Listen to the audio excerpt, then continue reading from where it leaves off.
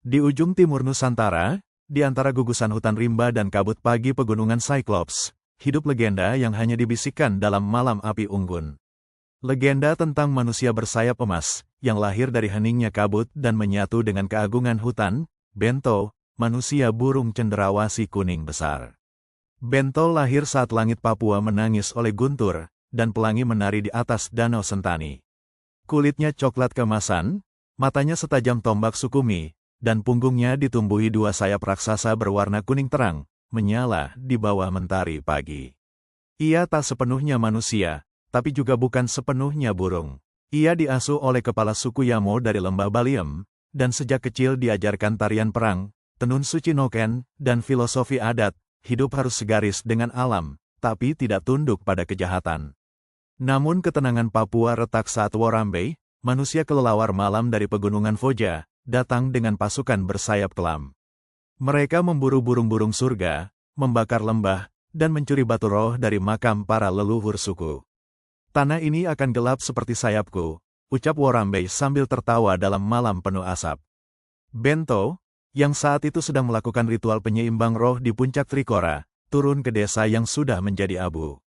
Ia menemukan noken ibunya tergeletak terbakar di antara tulang-tulang burung cenderawasih. Dari sinilah dendam Bento berubah menjadi misi suci. Di lembah Habema, para tetua suku berkumpul. Bento menjalani upacara bangkitnya sayap, sebuah upacara tertua dalam budaya Papua yang hanya diberikan pada penjaga hutan sejati. Ia meminum ramuan dari akar mutinggak dan darah kasuari, menari di atas bara, dan menyatu dalam nyanyian tifa dan piken yang menghentakkan langit. Dari ritual itu, Bento memperoleh kekuatan leluhur, kemampuan melesat secepat kilat, menyatu dengan kabut, dan seruan nyaring yang bisa memecahkan langit malam.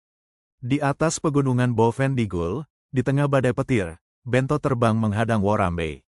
Keduanya bertarung dalam langit yang menggelegar. Sayap kuning dan sayap hitam bertabrakan, menggetarkan pohon-pohon sagu hingga akar.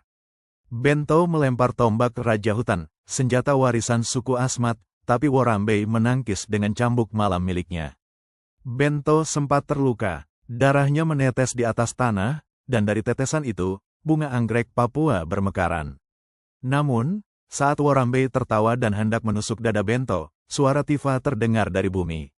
Suku-suku Papua telah bangkit. Mi, Dani, Asmat, Sentani, Biak, Marin, semua bersatu, menabuh alat musik dan menyanyikan lagu perang.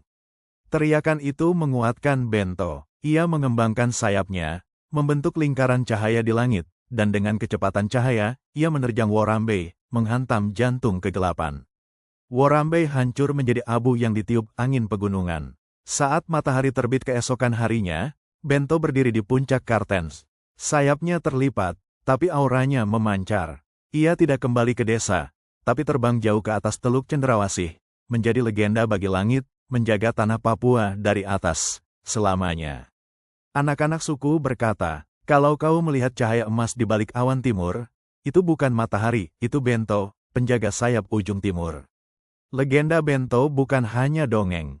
Ia adalah pengingat bahwa Papua bukan tanah yang bisa ditaklukkan, tapi dihormati.